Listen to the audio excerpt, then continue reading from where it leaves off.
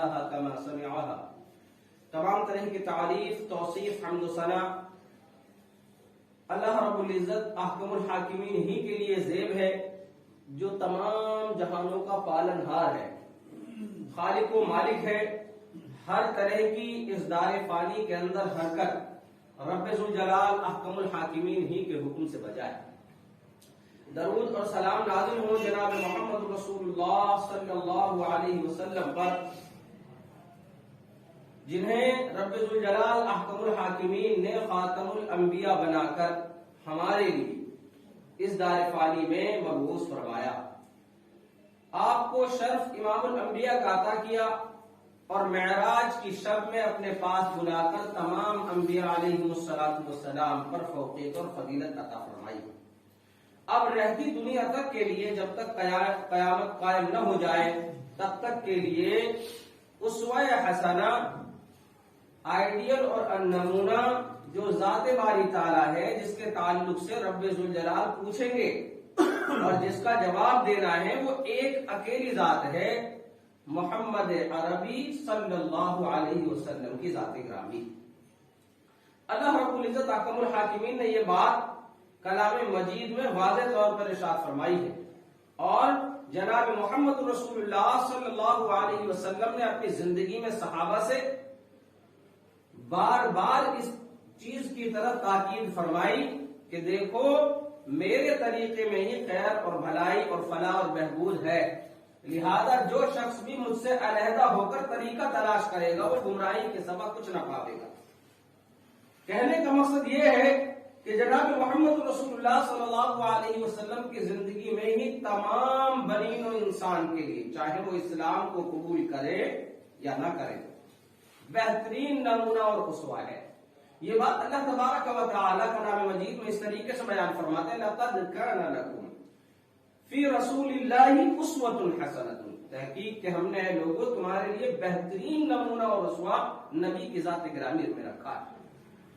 اور اس کی مختلف مثالیں دی جا سکتی ہیں اس بات کو ثابت کرنے کے لیے. مختلف فلاسفروں کے جو مسلمان نہیں تھے نبی کے زمانے میں صلی اللہ علیہ وسلم، ان کے اقوال پیش کیے جا سکتے ہیں.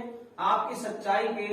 کو اور آپ کی امانت داری کو، آپ کی صداقت کو ثابت کرنے کے لیے صرف مسلمان نہیں بلکہ غیر مسلم، یہاں تک کہ یہودی بھی اس بات کی اس وقت کے موجودہ یہودی تائید کیا کرتے تھے، آپ کے امتحان لیتے تھے، اور وہ ساری چیزیں کتابوں میں محفوظ ہیں، مسلمانوں کی کتابوں میں بھی اور غیر مسلم کی کتابوں میں بھی. لہذا اس بات پر بحث نہیں کی جا سکتی. یہ بات مسلم ہے مسلمانوں میں بھی اور غیر مسلموں میں بھی کہ جناب محمد رسول اللہ صلی اللہ علیہ وسلم جیسی ذات گرامی اس دار فانی میں اب دوبارہ آنے والی نہیں ہے، اور آپ ہی کی ذات ایسی ہے کہ اللہ رب العزت نے ہدایت کے لیے آپ کی پیروی کو لازم قرار دیا ہے. کلام مجید میں آیتیں آئی ہیں اس تعلق سے. گزشتہ اور پیوستہ جمعہ ان آیتوں کے اوپر گفتگو کی گئی تھی. قل ان کنتم تحبون اللہ فاتبعونی یحببکم اللہ. اے نبی آپ ان لوگوں سے کہہ دیجئے اگر واقعی اللہ سے محبت قدم بھرتے ہو، اللہ سے محبت رکھتے ہو تو فاتبعونی، میری اتباع میری پیروی کرے. نبی فرمانا ہے اللہ سے محبت کا دعوت جبھی سچا ہو سکتا ہے جب نبی صلی اللہ علیہ وسلم کی پیروی ہر حال میں ہو، اور اگر کوئی نہیں کرتا تو اللہ نے کلام مجید میں بیان فرما دیا یا ایھا الذین آمنوا اطیعوا اللہ واطیعوا الرسول ولا تبطلوا اعمالکم. اعمال سارے کے سارے ضائع ہو جائیں اگر نبی صلی اللہ علیہ وسلم کی پیروی کے علاوہ کی راہ ہم اختیار کرتے ہیں. یہ بات بھی گزشتہ جمعہ تفصیل کے ساتھ بیان کی جا چکی. یہاں آج کے جمعے میں بیان کرنے کا مقصد جو ہے، ہمارا جو موضوع اور گفتگو جس بات پر چل رہی ہے وہ ہے علم حدیث. اور ہمارے آج کے دور میں، آج کے معاشرے میں جو بعض لوگوں نے کلام مجید کو اتنی سختی کے ساتھ پکڑا اور وہ یہ سمجھتے ہیں کہ کلام مجید ہی ان کی ہدایت کے لیے کافی ہے، اور قرآن کریم کی تفسیر جناب محمد رسول اللہ صلی اللہ علیہ وسلم کے اقوال اور اعمال کو اپنے لیے ضروری نہیں گردانتے، نہیں بتلاتے. ان کی یہ غلط فہمی، اور اس سے سماج میں ایک فتنہ قائم ہوتا ہے، اس سے سماج میں ایک فتنہ کھڑا ہوتا ہے کہ آیا کلام مجید میں جتنی جگہ بھی اللہ رب العزت احکم الحاکمین نے جناب محمد رسول اللہ صلی اللہ علیہ وسلم کی پیروی کا حکم فرمایا ہے، تو آج کے دور میں تو نبی صلی اللہ علیہ وسلم موجود نہیں، تو ایسی صورت میں ہم کس کو دیکھ کر اپنا نمونہ سمجھے، آئیڈیل سمجھے، کس سے ہدایت لیں، جبکہ آج کے دور میں ہم سبھی اچھی طریقے سے جانتے ہیں نبی صلی اللہ علیہ وسلم کی ذات گرامی موجود نہیں ہے۔ تو اب ایسی صورت میں کہنے والا کہے گا کہ نبی محمد صلی اللہ علیہ وسلم کے صحابہ نے، جن کو اللہ رب العزت نے تمام جہان والوں کی روحوں سے چنا تھا، انہوں نے ایسا معجزہ کر کے دکھایا ہے، وہ کام انجام دیا ہے کہ جب سے دنیا بنی ہے اور قیامت تک کے لوگوں کے لیے ایسا کام کرنا ممکن نہیں ہے کہ کوئی اپنے امام کی، اپنے جس کی وہ پیروی کرتا ہو اس کی، اپنے آقا کی ایسی پوری زندگی نقل کر لے کہ کب آپ کیا کھاتے تھے، کیا پیتے تھے، کیسے ہنستے تھے، کیا پہنتے تھے، کیسے بیٹھتے تھے، کیسے اٹھتے تھے،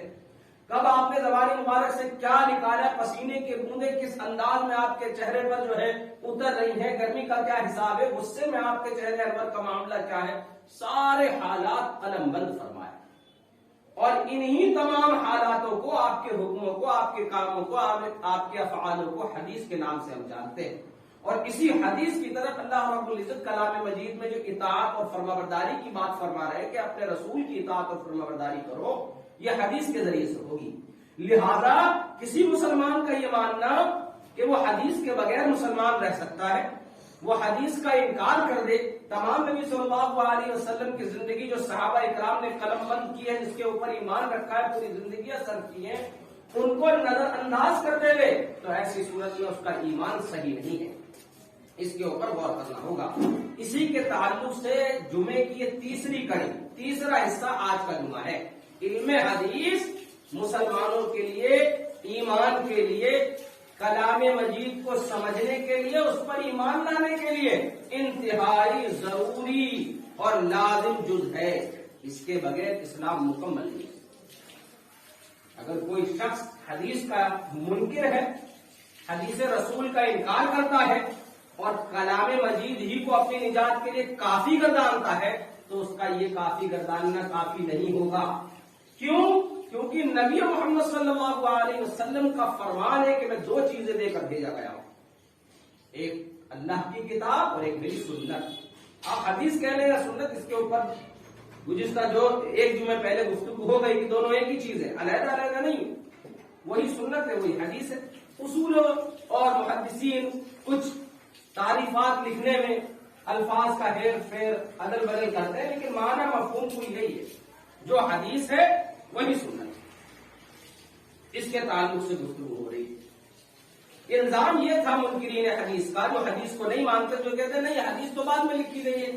کلام مجید کی ذمہ داری لی ہے اللہ رب العزت احکم الحاکمین نے، حدیث کی ذمہ داری تو نہیں لی، لہذا ہم اس بات کو نہیں مانتے، تو بعد کے لوگوں کی اختراع ہے، ایجاد ہے، من مرضی پتہ نہیں کیا لکھ دیا ہوگا انہوں نے۔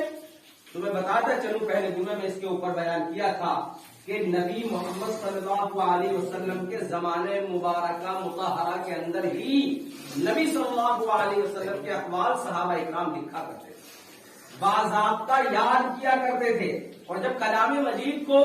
اور حدیث کو لکھ رہے تھے صحابہ اکرام، اور ہمارے نبی صلی اللہ علیہ وسلم کو یہ شبہ ہوا کہ کہیں دونوں چیزیں مل نہ جائیں، وحی جلی اور وحی یہ کلام مجید اور حدیث، یہ کہیں دونوں مل نہ جائیں، اس لیے آپ نے کاتب وحی سے منع کر دیا کہ تم حدیث سے نہ لکھنا، تم صرف کلام مجید لکھو جس کا میں حکم دے رہا ہوں۔ پھر اس کے بعد اللہ کے رسول صلی اللہ علیہ وسلم نے اپنی ہی زندگی میں